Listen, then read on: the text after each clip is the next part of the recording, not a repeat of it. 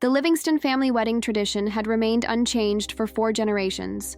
After the vows were exchanged, after the first dance had concluded, the family would gather for the formal dinner where the ceremonial silver cup, a chalice etched with the family crest and dates marking each marriage it had blessed, would be passed to the newest member joining their lineage.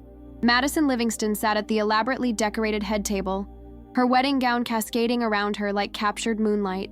The reception hall of the historical Blackwood estate glowed with the warm light of 300 candles, casting a golden hue over the faces of 172 guests. She couldn't stop stealing glances at her new husband, Thomas, handsome in his tailored tuxedo, his smile tender whenever their eyes met. 2 seats away sat her older sister, Eleanor, maid of honor, and the composed, perfect daughter who had somehow remained unmarried at 34, while Madison, at 29, had beaten her to the altar, as their cousins had unhelpfully pointed out during the rehearsal dinner.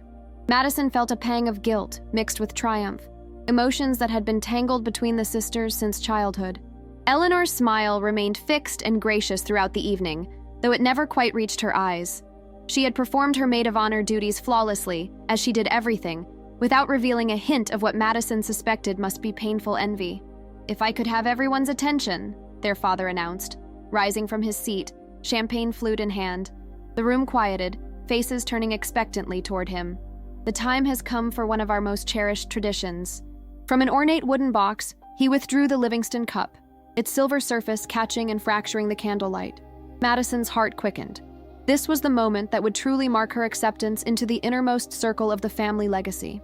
"For nearly a century, this cup has been passed to each bride who joins our family," her father continued, his voice swelling with pride. "A symbol of continuity, of welcome, of becoming a true Livingston."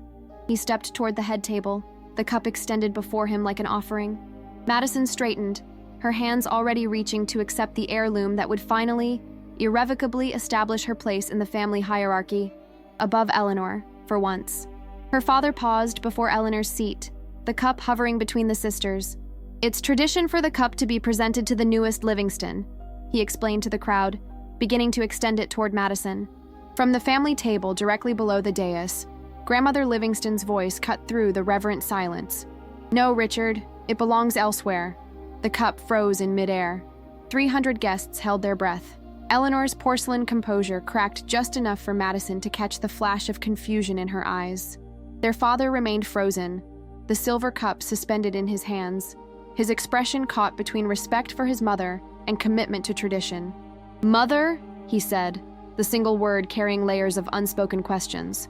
Grandmother Livingston rose from her seat, the matriarch's 83 years doing nothing to diminish her commanding presence. Her silver hair was swept into an immaculate chignon, her posture military straight, her gaze sharp as it moved deliberately from Eleanor to Madison, then settled on their father. "The cup goes to the first daughter of each generation upon her marriage," she stated, her voice carrying effortlessly across the now silent hall. "That's the tradition, Richard, not simply to the first who marries." A murmur rippled through the guests. Madison felt heat rising from her chest to her face. The first daughter, Eleanor, always Eleanor. "But mother," their father began. "Madison is the one getting married today." "Surely, the tradition," Grandmother Livingston interrupted, her tone brooking no argument, "is what it is. Eleanor is the first daughter. The cup is held in trust until her wedding day." Madison's hands, which had been poised to receive the family heirloom, slowly lowered to her lap. She felt Thomas's hand cover hers beneath the table, a gesture of support that only intensified her humiliation.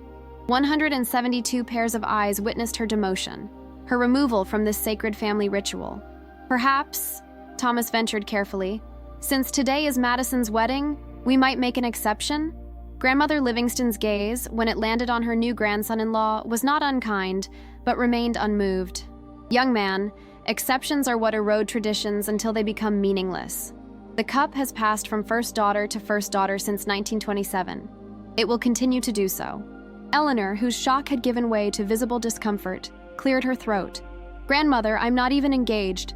It seems unnecessary to—" "You will have your time, Eleanor," Grandmother cut in. "Until then, the cup remains with me, as it has since your grandfather passed." The silence that followed was dense with unspoken thoughts and glances exchanged across tables.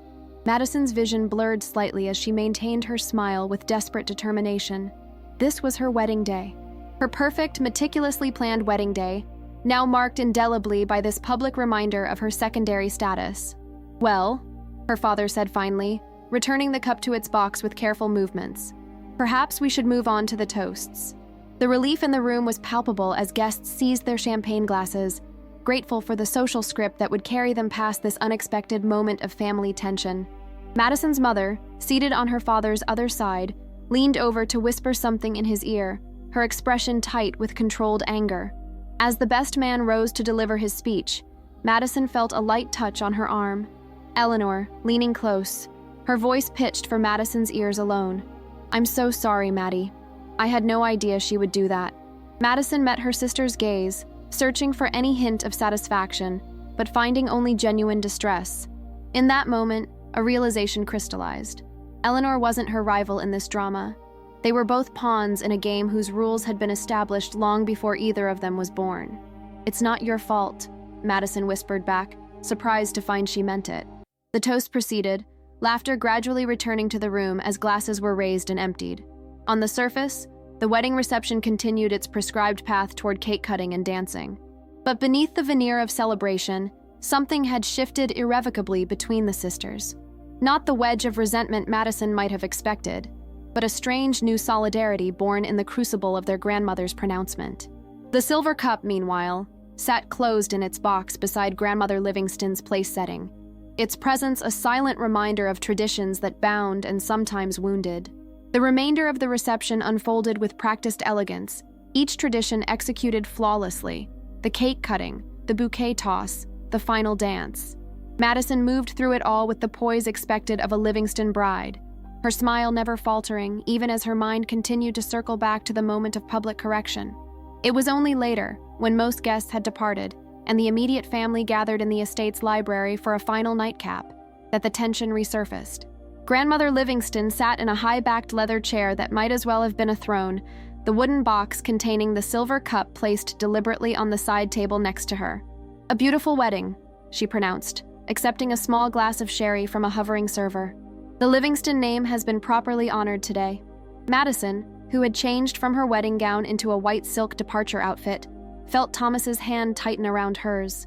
She knew he was restraining himself from speaking, respecting that this was her family, her battle if she chose to wage it. "Almost properly honored," her mother corrected, the edge in her voice unmistakable. Catherine Livingston had married into the family 27 years ago and had never fully adapted to the weight of its traditions. Except for that unnecessary moment during dinner. Grandmother's eyebrows rose slightly. "Catherine, surely you understand the importance of maintaining our customs correctly." "I understand the importance of not humiliating my daughter on her wedding day," Catherine replied. Madison's father cleared his throat. "Mother, perhaps we could have discussed this privately before, and perhaps you should have remembered the tradition correctly, Richard," Grandmother countered. "The cup has never simply gone to whoever marries first. It passes through the female line, first daughter to first daughter." Eleanor, who had been quiet since entering the library, suddenly spoke. "Is that actually true, Grandmother? Because I've been thinking about it all evening, and I don't recall that specific detail ever being mentioned before." The room stilled.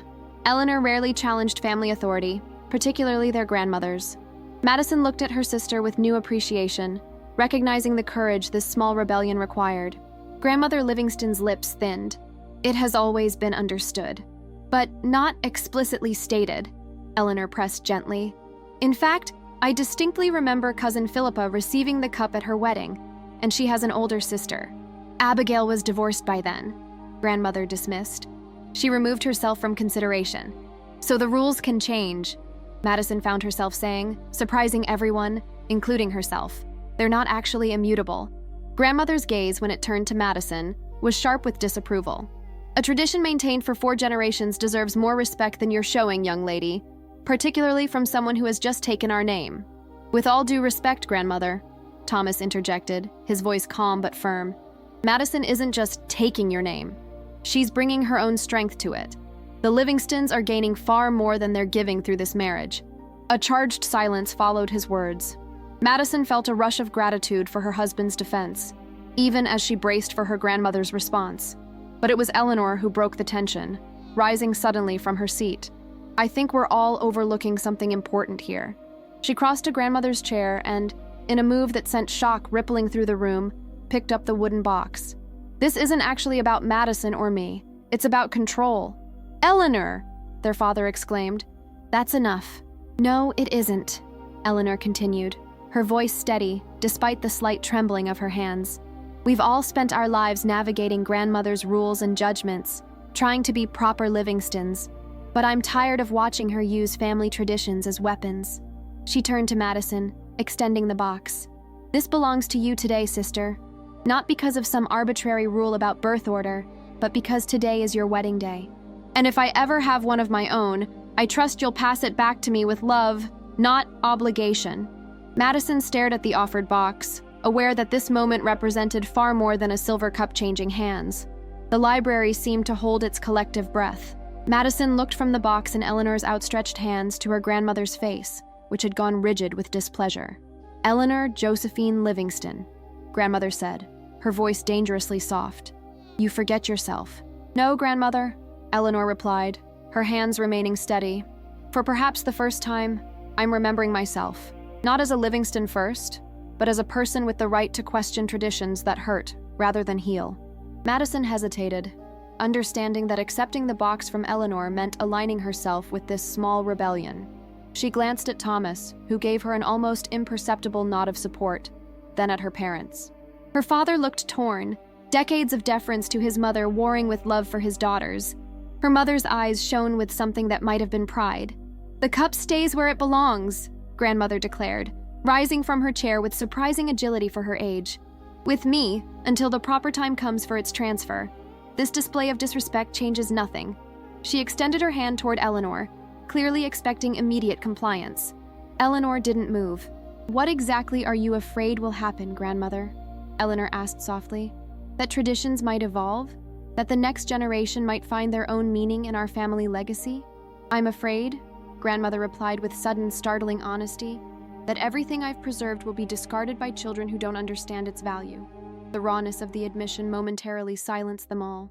Madison saw, perhaps for the first time, the fear beneath her grandmother's rigid adherence to protocol, the desperate attempt to maintain control over a world that continued to change despite her efforts. We're not discarding anything, Madison said, finding her voice. We're trying to make these traditions serve the family, rather than the other way around. She rose and joined Eleanor, placing her hand on the wooden box beside her sister's. This cup is meaningful to me not because it represents some unbroken chain of perfect Livingston marriages, but because it connects me to our family's history, messy and complicated as it may be. Grandmother's expression remained unyielding, but something flickered in her eyes, a momentary uncertainty. You don't understand what you're doing, she said, but the imperial certainty had faded from her tone. I think they understand perfectly, a new voice interjected. All heads turned to the library doorway, where Great Aunt Harriet, grandmother's younger sister by 7 years, stood observing the scene with evident amusement. Harriet, this doesn't concern you, grandmother said sharply. Doesn't it? Great Aunt Harriet raised an eyebrow as she moved into the room, her cane tapping a deliberate rhythm on the hardwood floor.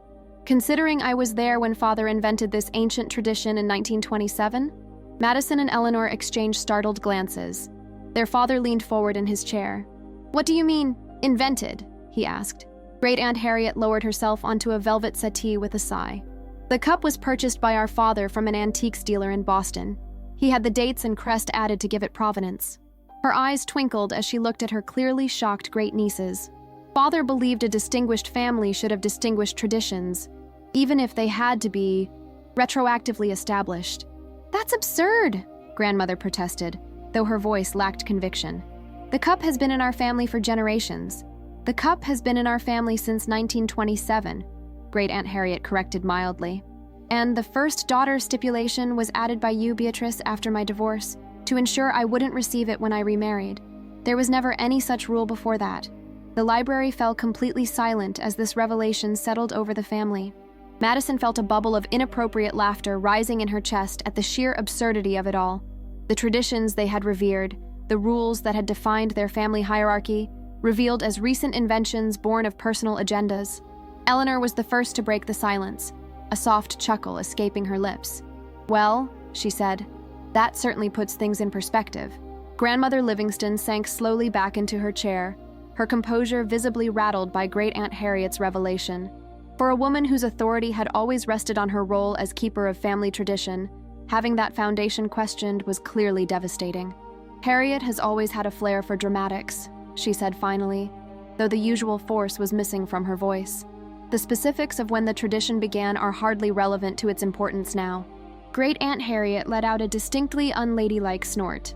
"That's rich, coming from you, Bee. You've spent decades weaponizing these so-called traditions against anyone who didn't conform to your vision of what a Livingston should be." Madison and Eleanor exchanged glances, unaccustomed to hearing anyone address their formidable grandmother so bluntly, much less use the nickname Bee. Their father looked equally stunned, witnessing a side of his mother and aunt he had clearly never seen. "Perhaps," Thomas suggested diplomatically, "the most important tradition is simply that the cup symbolizes welcome into the family. The details of who holds it when could be flexible." "Exactly right, young man," Great Aunt Harriet approved, pointing a bejeweled finger at him. "Smart choice, Madison." Madison felt warmth spread through her chest at this unexpected alliance with her great aunt.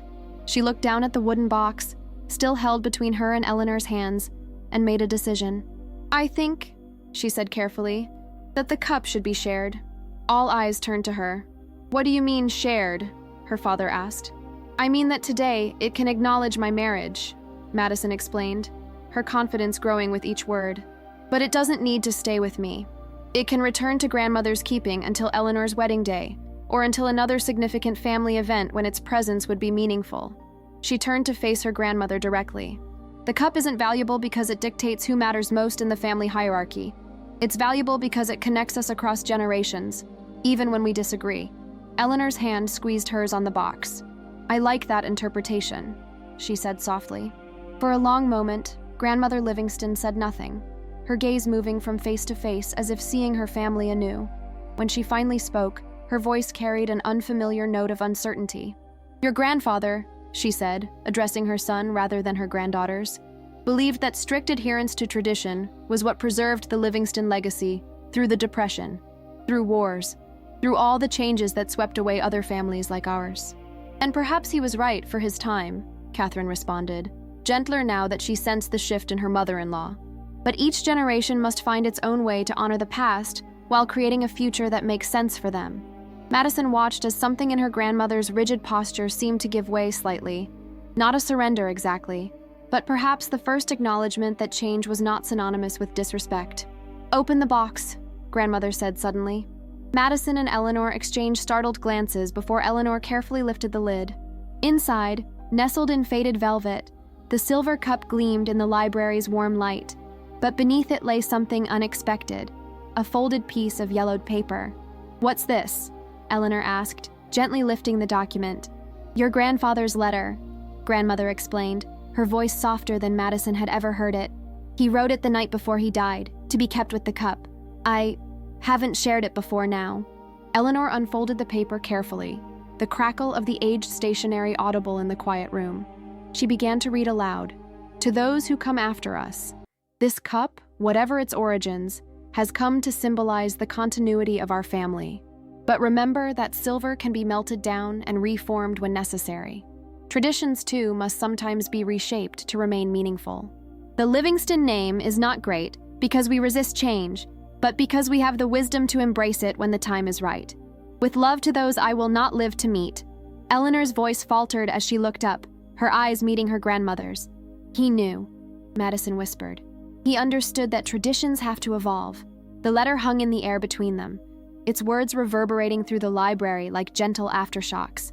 Madison watched her grandmother's face, tracking the subtle shifts of emotion, disbelief, recognition, and something that might have been grief freshly awakened after decades of carefully maintained control. "Harold wrote that?" Grandmother asked, her voice uncharacteristically small. "My Harold?" Great Aunt Harriet nodded, her earlier combativeness softening. "That sounds exactly like my brother-in-law. He was always more flexible than you gave him credit for, Bee. He never said." Grandmother reached for the letter with trembling fingers. Eleanor handed it to her wordlessly. Madison felt as though she was witnessing a private moment that had somehow, against all odds, become communal. The carefully constructed persona of Beatrice Livingston, family matriarch and keeper of tradition, giving way to reveal simply B, a widow still carrying the words of a husband long gone. Thomas moved quietly to Madison's side, his hand finding the small of her back in silent support. Her father had risen to stand behind her grandmother's chair, his expression a complex mixture of surprise and dawning understanding as he watched his mother trace her husband's handwriting with a fingertip. "I've spent 43 years, grandmother said finally, trying to preserve everything exactly as Harold left it. I thought that's what he would have wanted. And instead, he wanted you to melt things down and reshape them," Eleanor observed gently. "That's quite a different mandate." A silence fell over the library as they all absorbed the implications of this revelation. The silver cup, which had loomed so large in family mythology, suddenly seemed smaller, more human in scale, a symbol not of rigid adherence to the past, but of the family's capacity to evolve. "So," Madison ventured after a moment, "what do we do now?" Grandmother looked up from the letter, her eyes finding Madison's with surprising directness. "Today is your wedding day," she said simply. The cup should acknowledge that. She extended her hands, still holding the unfolded letter, toward the wooden box that Eleanor now held alone. "Eleanor, would you do the honors?" A collective breath seemed to release around the room. Eleanor carefully removed the silver cup from its velvet nest and, with a grace that made the improvised moment feel ceremonial, presented it to Madison. "To Madison and Thomas," Eleanor said, her voice clear and sure. "May your marriage be strong enough to bend without breaking, wise enough to preserve what matters while releasing what doesn't, and loving enough to make its own traditions when the old ones no longer serve." The words weren't part of any Livingston script, but they resonated with a truth that made them feel more authentic than any rehearsed speech could have been. Madison accepted the cup, feeling its weight, both physical and symbolic, in her hands. "Thank you," she said, looking first at Eleanor, then at her grandmother. The simple words felt inadequate for the moment, but the depth of feeling behind them seemed to reach her grandmother, who nodded once, decisively. "When you're finished with it," grandmother said, with the faintest suggestion of her old authoritative tone, "the cup will return to my keeping until the next significant family occasion." "Which will be determined how?" Madison's father asked cautiously. Grandmother's lips curved in what might almost have been a smile. "I suppose we'll discuss it as a family when the time comes." The concession, for it was nothing less, hung in the air like a benediction. Madison felt a tension she hadn't fully recognized begin to dissolve, not just from the evening, but from years of navigating the invisible lines of family approval. Thomas raised his glass. "To traditions," he proposed, "both those we inherit and those we create." As glasses lifted around the library, Madison caught Eleanor's eye and mouthed a silent, "Thank you." Her sister's intervention had transformed what could have been a permanent wound into a moment of unexpected healing. Eleanor smiled back, her own glass raised, her expression freer than Madison could remember seeing it in years. Whatever happened next, something fundamental had shifted between them. Competitors unwillingly cast in opposing roles now finding themselves unexpectedly allied. Morning light filtered through the plantation shutters of the Blackwood Estate's east-facing breakfast room, where Madison and Thomas sat across from Eleanor, lingering over coffee before their departure for their honeymoon. The events of the previous night had left all three thoughtful, the conversation moving in fits and starts as they processed what had occurred. "I still can't believe you stood up to grandmother like that," Madison said, adding a second spoonful of sugar to her coffee. "In all our lives, I've never seen anyone challenge her so directly." Eleanor shrugged, though the casual gesture couldn't quite disguise her own lingering amazement at her actions. "I surprised myself honestly, but watching her humiliate you like that, on your wedding day of all times, something just snapped." The look on her face when Great Aunt Harriet revealed the cup's true history, Thomas chuckled, shaking his head. "Worth framing." "Be nice," Madison admonished, though she couldn't help smiling. It must have been devastating for her to have her authority undermined like that. The traditions are everything to grandmother. "Are they, though?" Eleanor asked, tilting her head thoughtfully. "Or is it the control they give her that matters? There's a difference." Madison considered this, remembering the moment when grandmother had read her late husband's letter, the genuine emotion that had broken through her carefully maintained facade. "I think she really believed she was honoring grandfather by maintaining everything exactly as it was," Madison said slowly. "It must be disorienting to discover he wanted something completely different." 43 years of misinterpreting someone's wishes, Eleanor mused. "That's quite a revelation to face in your 80s. They fell silent, the magnitude of their grandmother's situation sinking in. Despite the decades of judgment and criticism they had endured from her, Madison felt an unexpected pang of empathy for the elderly woman who had built her entire identity around being the perfect keeper of Livingston traditions. "Do you think she'll actually change?" Thomas asked skeptically. "People that age don't usually reinvent themselves overnight." "Probably not entirely," Eleanor conceded. "But I saw something shift in her last night. When she handed over the cup, it felt like, I don't know, like a door opening rather than closing." Madison nodded, understanding exactly what her sister meant. "It was the first time I've ever felt like grandmother saw me as a person rather than as a position in the family hierarchy." "Speaking of positions," Eleanor said, her tone deliberately casual, "I owe you an apology, Maddie." "For what?" Madison asked, genuinely puzzled. "For sometimes enjoying being the favored one." Eleanor looked down at her coffee cup, avoiding Madison's eyes. "There were times when I knew grandmother was treating you unfairly by comparison, and instead of defending you, I just felt relieved it wasn't me in the hot seat." The admission hung between them, raw and honest in a way the sisters rarely were with each other. Madison reached across the table and covered Eleanor's hand with her own. "We were children placed in an impossible situation," she said gently. "Neither of us created the dynamic. We just tried to survive it in different ways." "Still," Eleanor insisted, finally meeting Madison's gaze, "I should have been a better sister. More like last night and less like, well, all the years before."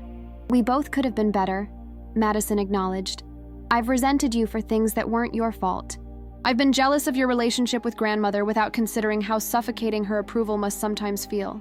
Thomas watched this exchange with quiet respect, understanding he was witnessing something private and precious, the first tentative steps toward healing a relationship long distorted by external forces.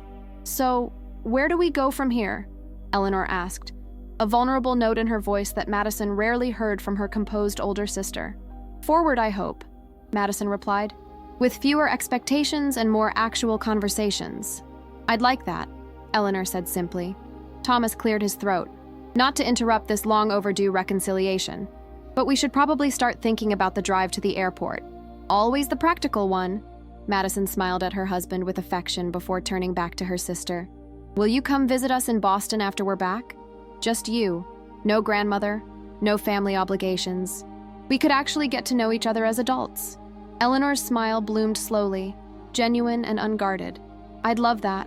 As they rose to begin the day's journey, Madison felt lighter than she had in years.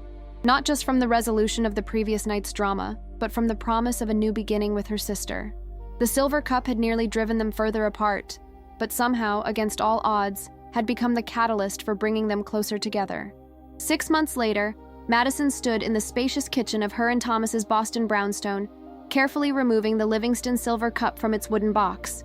She had requested it from her grandmother for this occasion, Eleanor's first visit to their new home, and had been surprised by how readily grandmother had agreed to send it. "Need any help?" Thomas called from the dining room, where he was setting the table for dinner. "Just finishing up," Madison replied, arranging fresh peonies in a simple vase, Eleanor's favorite flowers, a detail she'd only recently learned during their increasingly frequent phone calls. The doorbell rang precisely at 7. Eleanor had always been punctual. "I'll get it," Thomas offered, his footsteps crossing the hardwood floors toward the entryway. Madison heard the door open, followed by her sister's voice and Thomas's warm welcome. She smoothed her hands over her dress and took a deep breath, feeling an unexpected flutter of nerves. Despite their growing closeness over phone calls and emails since the wedding, this was the first time they would be spending time together in person without the buffer of other family members. "The place is gorgeous," Eleanor was saying as she entered the kitchen, unwinding a silk scarf from her neck. She stopped when she saw Madison, her face lighting up with genuine pleasure. "There's the newlywed." They embraced, the gesture more natural than it had ever been between them. "You look fantastic," Madison said, noting her sister's relaxed demeanor and stylish but understated outfit, so different from the rigidly perfect appearance Eleanor had always maintained at family gatherings. 6 months of therapy will do that for you," Eleanor replied with a self-deprecating laugh. At Madison's startled expression, she added, "Oh yes, weekly sessions since your wedding. Turns out having your entire worldview upended at 34 is a great catalyst for personal growth." "You never mentioned that in our calls," Madison said, gesturing for Eleanor to take a seat at the kitchen island while Thomas opened wine. I wanted to be sure it was working before I talked about it, Eleanor explained, accepting a glass from Thomas with a grateful nod. But it's been illuminating. Painful sometimes, but necessary. In what way?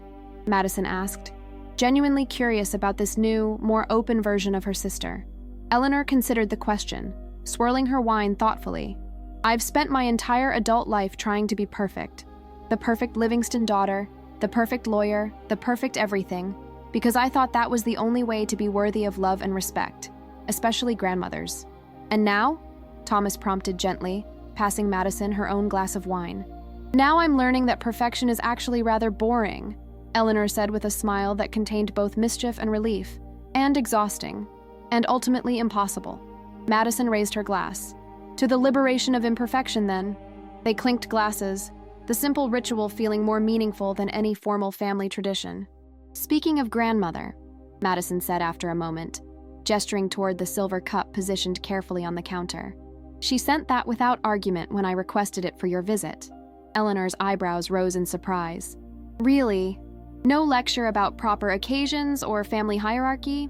None, Madison confirmed. She just said she thought it was appropriate for us to have it for your first visit, whatever that means. It means, Thomas suggested, that she's trying, in her own way. Eleanor studied the cup, her expression thoughtful. She's called me 3 times since the wedding, you know, not to criticize or direct, just to talk. It's strange but nice. She's called us too, Madison admitted. Last week she actually asked about my work. I nearly dropped the phone. They shared a laugh, the sound harmonizing in the warm kitchen, 2 sisters finding their way toward a relationship that had never been modeled for them. I brought something, Eleanor said suddenly, reaching for her handbag. I wasn't sure if I should, but after seeing the cup here, she withdrew a slim, leather-bound volume and placed it on the counter between them. Grandfather's journal. I found it in the library at home last month, hidden behind some first editions. I don't think anyone's read it since he died. Madison stared at the journal, understanding instinctively the significance of this discovery. Have you read it? Eleanor nodded, her expression complex. Parts of it. Enough to understand that the man grandmother has been worshipping all these years and the actual Harold Livingston were quite different people. I think you should read it too. Does grandmother know you have it? Thomas asked, his tone carefully neutral. Not yet, Eleanor admitted. But I'm planning to tell her, after you've both had a chance to read it. I think it's important for all of us to know who he really was, not just who she needed him to be. Madison reached for the journal, feeling its weight, both physical and metaphorical, in her hands. Thank you for bringing this, for trusting me with it. We're in this together now, Eleanor said simply, redefining what it means to be Livingstons, on our own terms. Late that night, after Eleanor had retired to the guest room, Madison sat curled in the window seat of her study, Grandfather Harold's journal open in her lap. Thomas had gone to bed an hour earlier, kissing her forehead and leaving her to the private communion with this unexpected family artifact. The journal's pages were filled with neat, precise handwriting, some entries brief, others spanning multiple pages. Madison had been reading chronologically, starting from the first entry dated January 1st, 1962, 5 years before her father was born. What emerged was a portrait of a man far more complex than the stern patriarch of family legend. Harold Livingston had been thoughtful, occasionally poetic, and surprisingly progressive for his generation. He wrote about civil rights with sympathy, questioned America's involvement in Vietnam, and repeatedly expressed concern that wealth and tradition might isolate his children from the real world. Most striking to Madison were his entries about grandmother, Bee, as he called her with evident affection, which revealed a relationship far more nuanced than the rigid partnership Madison had always imagined. She turned to an entry from December 1970. Bee is becoming more entrenched in her ideas about family position and proper behavior. I understand her fear. The world is changing rapidly, and she wants to protect what we've built. But I worry she'll construct such high walls around our family that our children will either suffocate within them or be forced to escape by any means necessary. Today I suggested that Richard might benefit from a year working before college, perhaps in one of the downtown factories to understand how most Americans live. Bee was horrified. A Livingston in a factory? What would people think? I didn't say it, but I thought, perhaps they would think we're raising a son who understands the value of honest work and the privilege of his position. I fear Bee and I are diverging in our vision for our children's future. Madison sat back, letting the words sink in. This version of her grandfather, thoughtful, concerned about authentic experience over appearances, stood in stark contrast to the man grandmother had described throughout Madison's childhood, a paragon of propriety who valued the Livingston name above all else. She flipped forward several years, stopping at an entry from 1975. Another argument with B about the children's upbringing. She's determined to recreate her own sheltered childhood for Richard and Harriet, complete with dancing lessons and rigid social expectations. I've tried to explain that the world they'll inherit won't value these things the way ours did, but she won't hear it. Traditions anchor us, she insists. I agree in principle. Family rituals and shared history do matter. But when tradition becomes a prison rather than a foundation, it loses its purpose. I haven't found a way to make her understand this distinction. Madison felt a strange doubling of perspective, reading her grandfather's words while simultaneously hearing her grandmother's voice in her mind, repeating maxims about proper Livingston behavior throughout her childhood. Two people sharing a life but moving in increasingly different directions. She continued reading, finding an entry from 1979 that made her breath catch. B has become obsessed with this Silver Cup business. What began as a simple gesture at Richard's wedding, using an antique cup I found for the toast, has now been elevated to sacred ritual in her mind. She's had dates engraved on it, invented a provenance that never existed, and speaks of it as if it's been in my family for generations. I haven't corrected her. Perhaps these manufactured traditions give her comfort in a changing world that increasingly bewilders her. But I worry about the precedent we're setting, elevating objects and appearances over genuine connection. Madison closed the journal, pressing her palm against its leather cover as if to absorb its revelations through touch. The silver cup, the very symbol that had caused such discord at her wedding, had been nothing more than a purchased antique, its significance entirely constructed by her grandmother's need for order and meaning. Yet the irony wasn't lost on Madison. This invented tradition had ultimately led to genuine transformation within the family. Without the drama of the cup at her wedding, would she and Eleanor have found their way to this new, honest relationship? Would any of them have discovered Harold's true perspectives? She glanced at the clock, nearly midnight, too late to call Eleanor into her study to share these discoveries. Instead, Madison reopened the journal, turning to the final entries, drawn to her grandfather's last words like a compass to true north. The last few entries in Harold Livingston's journal were written in a slightly shakier hand, evidence of the heart condition that would eventually claim his life. Madison found herself reading more slowly, aware she was witnessing the final thoughts of a man she had never known, but was now meeting through his private reflections. The entry dated just 3 days before his death caught her attention immediately. Had a long conversation with young Eleanor today. At 7, she's already showing signs of B's perfectionism, arranging her dolls with military precision, distressed when her drawings don't match her vision. Afterward, I spoke with B about my concerns, suggesting we encourage more free play, more mess, more childish joy. A Livingston must learn standards early, she insisted. I didn't have the energy to argue. My heart felt heavy, and not just from my condition. Later, I found Eleanor in the garden, attempting to train the wildflowers to grow in straight lines. I sat beside her and told her about natural patterns, how the seeming chaos of nature contains its own perfect order, different from the kind we impose. We watched a butterfly's erratic flight together, tracking its beautiful, unpredictable path. Some things aren't meant to be controlled, Eleanor, I told her. Their beauty lies in their freedom. She seemed to understand, but then B called her in for her piano lesson, and the moment was lost. I worry for Eleanor, and for the younger one, Madison, still just a toddler. What kind of cage are we building for these bright young spirits with our Livingston traditions? Madison felt tears prick at her eyes, imagining this scene from 30 years ago, her grandfather trying, in his gentle way, to counterbalance her grandmother's rigid expectations. She had no memory of him herself, having been only 3 when he died, but Eleanor would have had these moments with him. Had she remembered?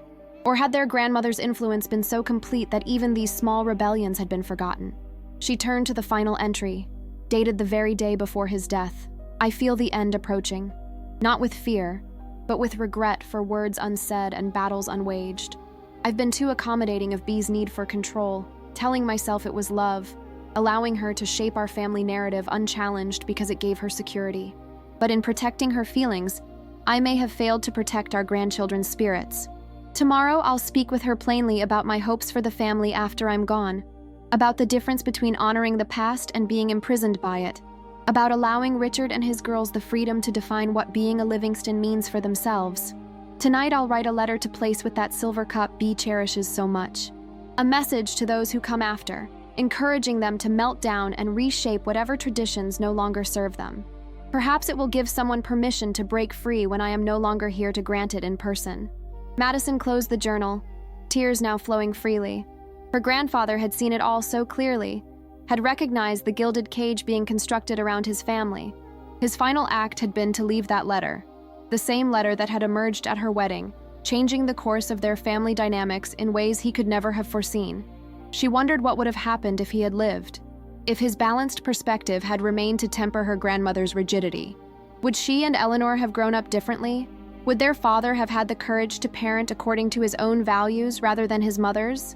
The questions had no answers, but the journal offered something perhaps more valuable: context, understanding, a wider perspective on the family dynamics that had shaped them all. Madison carefully marked her place in the journal and set it aside. Tomorrow, she would share these discoveries with Eleanor. Together, they would decide how and when to approach their grandmother, with this new understanding of the man she had spent 4 decades both grieving and misrepresenting. For now, though, Madison simply sat in the quiet of her study, feeling strangely connected to a grandfather she had never really known, a man who, from beyond the grave, had given her permission to question, to challenge, and ultimately to reshape what it meant to be a Livingston. Morning brought soft rain against the windows and the smell of coffee wafting through the brownstone. Madison found Eleanor already awake, seated at the kitchen island with a steaming mug, leafing through an architectural magazine featuring one of Madison's recent projects.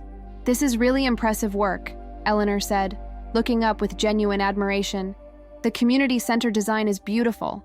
"Thanks," Madison replied, pouring her own coffee. "It's my favorite project so far. The first one where I really pushed back against the firm's standard approach." Eleanor smiled. "Rebellion looks good on you." "Speaking of rebellion," Madison said, setting Harold's journal on the counter between them, "I stayed up late reading this. It's enlightening." "You found the entries about the cup?" Madison nodded. "And about grandmother and us." She slid onto the stool beside her sister. "He saw it all happening, the cage of expectations being built around us, and he tried to counterbalance it in small ways. I have vague memories of him," Eleanor said thoughtfully. "Nothing specific, just a feeling of being comfortable, not examined or judged. After he died, that feeling disappeared from the house. He was planning to talk to grandmother the day after he wrote his final entry," Madison explained, "to tell her directly that she needed to loosen her grip on the family. But he never got the chance. And instead, she spent the next 40 years doubling down on control, thinking she was honoring his memory." Eleanor shook her head, the irony clearly not lost on her. "It's tragic, really. The question is," Madison said, wrapping her hands around her coffee mug, "what do we do with this information now?" Before Eleanor could answer, Madison's phone rang, their grandmother's ringtone. The sisters exchanged startled glances. "Cosmic timing," Eleanor murmured. Madison answered, putting the call on speaker. "Good morning, grandmother." "Madison." Grandmother's voice sounded unusually hesitant. "I hope I'm not calling too early. Is Eleanor with you?" "I'm here, grandmother," Eleanor confirmed. "Is everything all right?" Yes, grandmother assured them, though something in her tone suggested otherwise. "I've been doing some thinking since Madison requested the cup for your visit, and I wonder if you might both be available to come to Connecticut next weekend. There are some matters I'd like to discuss in person."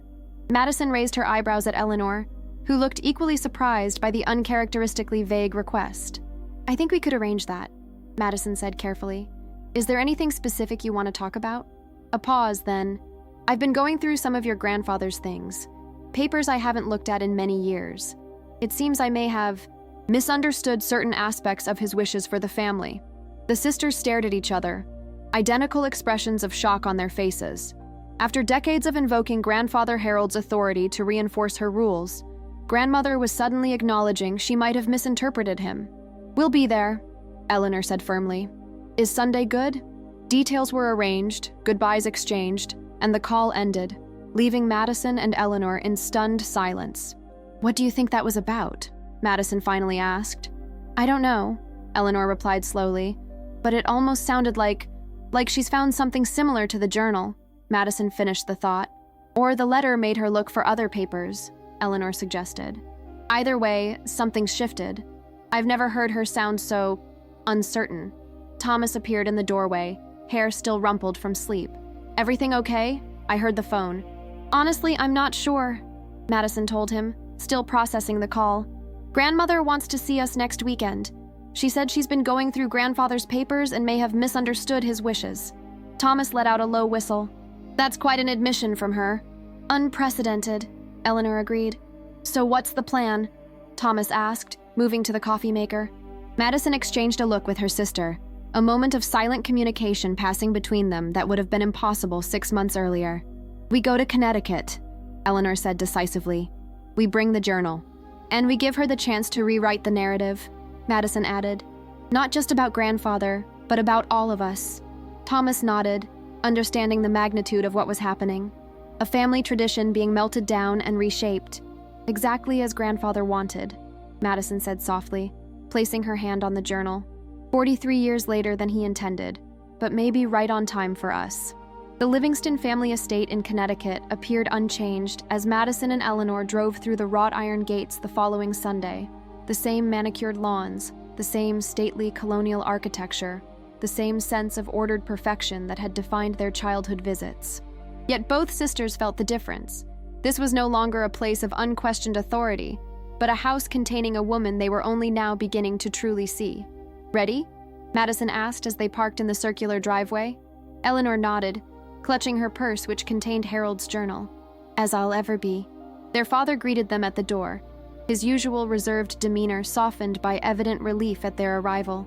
She's been different all week, he told them quietly as he took their coats.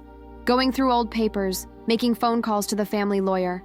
Something's happening, but she won't tell me what until you're both here. Is she in the library? Eleanor asked. Richard nodded. Where else? That room has become her command center this past week. I've hardly seen her at meals. The sisters exchanged glances, their shared nervousness now tinged with curiosity. As they approached the library doors, Madison felt an unexpected surge of compassion for the elderly woman on the other side, a woman who might be facing the disintegration of the narrative she had constructed and maintained for more than 4 decades. Eleanor knocked softly, then pushed the heavy door open without waiting for a response. Grandmother, we're here.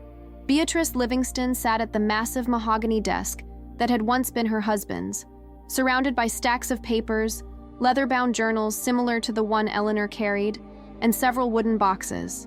She looked up at their entrance, and Madison was struck by how much older she appeared than at the wedding just 6 months ago, as if the weight of whatever discoveries she had made had physically compressed her. Eleanor, Madison. Grandmother nodded to each of them in turn. Thank you for coming. Of course, Madison replied, both sisters moving to take seats in the leather armchairs facing the desk. For a moment, no one spoke. The ticking of the antique grandfather clock in the corner marked the seconds of silence. Finally, Grandmother placed her hands flat on the desk, a gesture that seemed both declarative and steadying. I owe you both an apology, she said, the words clearly difficult for her, and an explanation. Madison felt Eleanor tense beside her, neither of them having expected such a direct opening.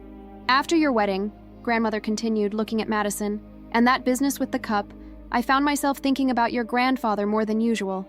The letter in the cup's box, it unsettled me. It didn't sound like the Harold I thought I knew. She lifted one of the journals from the desk. So I went looking. Harold kept journals throughout our marriage. I knew this, of course, but I never read them after he died. It felt like an invasion of his privacy, and frankly, I thought I knew what they would contain. But you didn't, Eleanor said softly. Not a question, but a gentle prompting. No, Grandmother admitted, her gaze dropping to the journal in her hands. It seems I didn't know my husband as well as I believed. Or perhaps I knew him, but chose to remember selectively after he was gone. She opened the journal to a marked page. Did you know your grandfather opposed the Vietnam War? That he marched in a protest in 1968 while telling me he was at a business meeting in Boston? That he secretly funded college educations for the children of our groundskeeper? That he thought our social circle was, and I quote, suffocatingly narrow-minded? Madison shook her head, though some of these revelations aligned with what she had read in the journal Eleanor had found. I've spent the past week reading 40 years of journals, Grandmother continued. Discovering a man I loved but never fully understood. A man whose memory I've invoked to support rules and traditions he would have challenged. Her voice faltered slightly. A man who would be deeply disappointed in how I've influenced this family since his death. The vulnerability in her admission was unprecedented. Madison felt her eyes fill with tears, moved by the courage it must have taken for this proud woman to acknowledge such a fundamental misunderstanding. "Grandmother," Eleanor said, reaching into her purse, "I think you should see this as well." Eleanor placed Harold's journal on the desk, sliding it toward their grandmother with gentle determination. "I found this last month, hidden behind the first editions in the East Wing bookcase. I've already read it, and so has Madison. It contains many of the same revelations you've just described." Grandmother stared at the journal as if it might suddenly spring to life. "You found one of his journals? And read it? Without telling me?" There was a moment where Madison feared they had miscalculated, that their grandmother's instinct for control would overwhelm this fragile new honesty between them.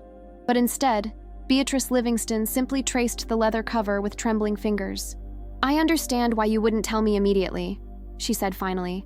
"I haven't exactly encouraged open communication in this family, have I?" The acknowledgement hung in the air between them, simple but profound. "What matters," Madison offered carefully, "is that we're all discovering the truth now, together." Grandmother opened the journal Eleanor had brought, thumbing through it until a particular passage caught her eye. Her expression changed as she read, decades of certainty visibly crumbling beneath the weight of her husband's actual words. "He writes here about the cup," she said, her voice barely audible, "about how I invented its history, its significance. He knew all along that I was fabricating traditions, and he let me because he thought it gave me security. But he also left that letter," Eleanor reminded her gently, encouraging future generations to reshape those traditions when necessary. "He understood the value of change, of evolution. While I've spent 43 years resisting precisely that," Grandmother acknowledged, closing the journal with a decisive motion. She looked up at her granddaughters, really seeing them perhaps for the first time. "I owe you both more than an apology. I owe you your freedom from the cage I've constructed." Madison felt something shift in the room, a tension releasing that had been present for so long she had stopped noticing its weight until its absence created a sudden lightness. "I've asked the family lawyer to draw up new documents," Grandmother continued, gesturing to a folder on the desk, "regarding the estate, the family assets, and certain matters of tradition." "What kind of documents?" Madison asked, curiosity overcoming her hesitation. "For one thing, I'm establishing a foundation in your grandfather's name to support causes he secretly championed throughout his life: education for underprivileged students, environmental conservation, the arts." Eleanor's eyebrows rose in surprise. "That's wonderful, Grandmother. Additionally," she continued, "I'm dissolving the Livingston Family Trust as it currently exists and creating a more equitable structure. No more stipulations about upholding family traditions or maintaining the Livingston name to access your inheritances." Madison and Eleanor exchanged startled glances. The trust conditions had been a source of quiet anxiety for both of them, particularly for Eleanor, who had once confided to Madison her fear that if she never married, she might never fully access her share under the current terms. "As for the silver cup and other family heirlooms," Grandmother added, reaching for a small box on the corner of the desk, "I think your grandfather had the right idea all along." She opened the box to reveal the silver cup, now accompanied by a new document.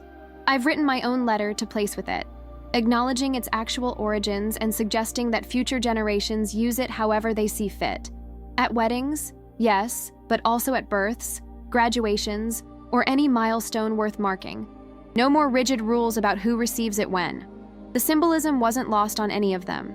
Grandmother relinquishing her grip not just on a silver cup, but on the control she had maintained over the family narrative for decades.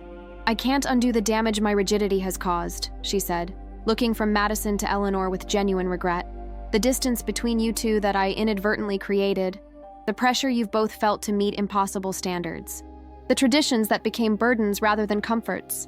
But we can move forward differently," Eleanor suggested, reaching for Madison's hand. "All of us."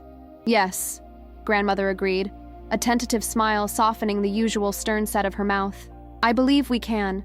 1 year later, the Livingston family gathered once again, not in the formal dining room of the family estate or the ballroom of the Blackwood estate, but in the sun-dappled garden of Eleanor's newly purchased cottage in the Berkshires. Wooden tables arranged in a horseshoe shape accommodated 30 family members, a deliberately smaller group than the typical Livingston gathering. Madison moved among the guests, helping Thomas arrange platters of food prepared not by hired caterers, but by family members who had contributed their favorite dishes. Her father was deep in conversation with Great Aunt Harriet by the flower beds, both of them laughing in a way that would have been considered inappropriately boisterous at previous family functions.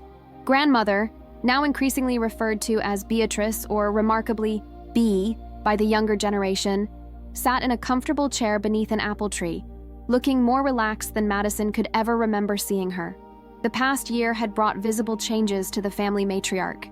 She had simplified her always perfect hair into a more natural style, exchanged her formal attire for comfortable linen clothing, and most significantly, developed a habit of actually listening when others spoke. "She's holding court over there," Eleanor observed, joining Madison by the drink table, but in a completely different way than she used to. Madison nodded, watching as their cousin's children freely approached grandmother's chair, showing her caterpillars and drawings without the nervousness that had characterized previous generations' interactions with her. "The great Livingston thaw continues," Madison said with a smile. "Dad told me she's been volunteering at the Historical Society Library, helping local families research their genealogies. Channeling her love of family history into something constructive," Eleanor noted approvingly. "Much healthier than policing how the rest of us live our lives." The sisters had undergone their own transformations over the past year. Eleanor had left her prestigious law firm to join an environmental advocacy organization, a move that would have been unthinkable before their grandmother's change of heart. She had also begun dating a marine biologist she'd met through her work, a relationship she pursued at her own pace, free from family pressure about marriage timelines. Madison and Thomas had welcomed a rescue dog into their home, a shaggy, imperfect creature named Harold that had initially horrified grandmother during her first visit to their Boston home, but had eventually won her over with his enthusiastic affection. "It's time," Thomas called from the center of the garden, where a small table had been set up for the afternoon's main event. The family gathered in a loose circle, conversations quieting naturally without the formal announcements that had characterized previous Livingston gatherings. In the center of the table sat the silver cup, polished but no longer treated with the reverence of a holy relic. "Thank you all for coming today," Eleanor began, standing beside the table. "As you know, we've gathered to celebrate several family milestones at once. Madison and Thomas's first anniversary, my new home, Dad's retirement, and Aunt Harriet's 80th birthday." She lifted the silver cup. "In the spirit of our revised family traditions, we'll be using this cup today in a way Grandfather Harold would have appreciated. Each of us will take a moment to add something to it, a wish, a memory, or a hope for our family's future." Grandmother, who had been helped to a position near the table by Madison's father, spoke up. "I'd like to begin, if I may." She accepted the cup from Eleanor and held it for a moment, looking at its gleaming surface with new eyes. "Into this cup, I place my gratitude for second chances, for the opportunity to know my family as they truly are, not as I once needed them to be." She dropped a small piece of paper into the cup, a note she had prepared beforehand, and passed it to Richard, who added his own contribution. The cup made its way around the circle, each family member adding something meaningful to them. When it reached Madison, she held it for a moment, feeling its weight, now a symbol not of division, but of connection. "I add my hope that we continue to question which traditions serve us and which limit us," she said, dropping in her note, "and that we always have the courage to melt down and reshape what no longer fits." The cup completed its circuit, returning to Eleanor, who held it up for all to see, now filled with the collected hopes and wishes of the entire family. "Not a ceremonial vessel passed in rigid succession," she said, "but a communal chalice, holding all our voices equally." She placed it back on the table, where it would remain throughout the afternoon celebration. Not a centerpiece demanding reverence, but simply one element of a gathering defined by genuine connection rather than prescribed ritual. From her seat under the apple tree, Grandmother caught Madison's eye and smiled. A real smile, uncomplicated by judgment or expectation. Madison moved to join her, sitting on the grass beside her chair in a casual posture that would have once been deemed unbecoming of a Livingston. "Harold would have loved this," Grandmother said softly, gesturing to the relaxed gathering. "It took me far too long to understand that. But you did understand eventually," Madison replied, resting her hand gently on her grandmother's. "That's what matters." Above them, sunlight filtered through apple blossoms, casting dappled shadows that shifted and changed with the afternoon breeze. Nature's own reminder that nothing, not even the most established patterns, remains fixed forever. If this story of family transformation resonated with you, take a moment to reflect on the traditions and expectations in your own life. Which ones bring genuine connection and meaning? Which ones might need to be melted down and reshaped to better serve who you are today? The silver cup in our story became a powerful symbol, first of division and judgment, then of healing and new beginnings. Sometimes the objects, traditions, or patterns that have caused the deepest wounds can, when reimagined, become instruments of profound healing. Consider sharing this story with someone who might be struggling with family expectations or rigid traditions. Perhaps it will spark a conversation about how we can honor our heritage while creating space for authentic growth and connection. Remember that it's never too late to change family dynamics or to heal relationships damaged by comparison and favoritism. As Grandmother Livingston discovered, even after decades of rigidity, transformation is possible when we're willing to see ourselves and others with new eyes. Subscribe to our channel for more stories that explore the complex territory of family relationships, personal growth, and finding your authentic path in a world of expectations. Next week, we'll share another powerful narrative about reconciliation between siblings who found their way back to each other after years of misunderstanding. Thank you for joining us on this journey. Until next time, may you find the courage to question, the wisdom to preserve what matters, and the freedom to reshape the rest.